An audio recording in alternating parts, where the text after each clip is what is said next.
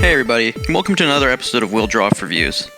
Today, I'll be taking a look at Ching Yeh, a Taiwanese artist who does illustrative work. I chose Ching today because he draws extremely precise and all of his lines are extremely clean. If you haven't noticed from my previous videos, line art is something I really value, and so learning from people like Ching is a great way to gain insight on the topic. As always, I've left all of his art station and other links in the description below. Now let's jump into the first drawing. The first thing I noticed when approaching this drawing was that Ching has a vast visual library of mechanical shapes. And what I mean by this is that Ching has taken the time to study different types of machines, like joint types, hinges, and things of that nature. And that's a pretty great asset to have, because when it comes to drawing a mech like this, he can use those shapes and forms from memory and add believability to his work. And there's nothing wrong with using reference. I'm pretty sure he probably used reference when making this. But having that visual library available to you creates just a knowledge base that just can't be beaten. It adds such an element to your work because you're so familiar with the subject matter that it just comes out of you naturally. Now, whenever you're dealing with complex line art, it's easy to get lost in the details. So while drawing this piece, I preferred to find the larger shapes first, then work inward from there.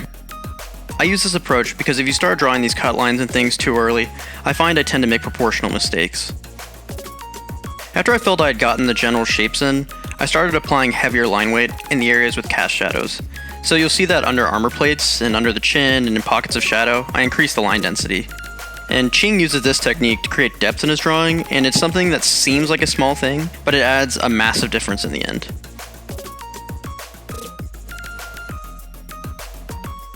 This first drawing took me a bit to get my head around.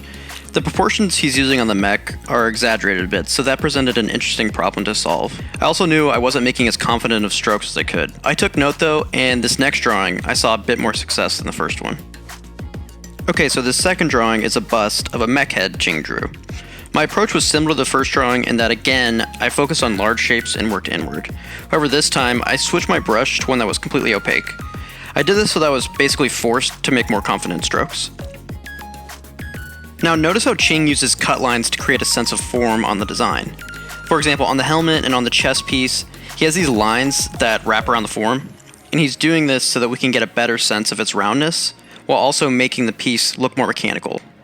So it looks like it's manufactured, like it was assembled in different pieces. In terms of design, I really like how Ching is using a lot of organic shapes and applying mechanical elements to them. It creates a cool dynamic where you kind of have a best of both worlds scenario. You've got this hard surface elements grafted onto this living thing that I just think looks pretty badass. So I think this drawing was more successful than the first one in a couple of ways. I think my lines were cleaner and more precise, and I also think I better understood how to approach this piece as a whole. I loved the design of this one and just had a blast drawing it. So for fun, I made this third drawing, which is basically me just going rogue, trying to imitate Ching. I tried to use the same shape language and utilize line weight in the same way from the previous drawings. I tried to add some of those organic shapes that Ching used and meld them with the mechanical ones. I think this is just such a cool design philosophy he has, and it makes these really interesting pieces. As you can tell, I'm nowhere near as good as Ching at this, but it's my channel, so this drawing is going to make the cut anyways. I actually was pretty satisfied with how this one turned out. It only took about 30 minutes, and it turned out reasonably okay. If I were to change a few things, I would probably change the shape of the head, kind of looks like a mailbox, and take more time applying cut lines. I also probably have a little bit of perspective issues, but who doesn't? Let's be real. Okay guys, that's all I have time for today. I want to thank Ching Yeh for making such great artwork, and I also want to thank you for watching. And if you liked what you saw, take some time to like and subscribe. I'll be back next week with another video, so I'll see you all then.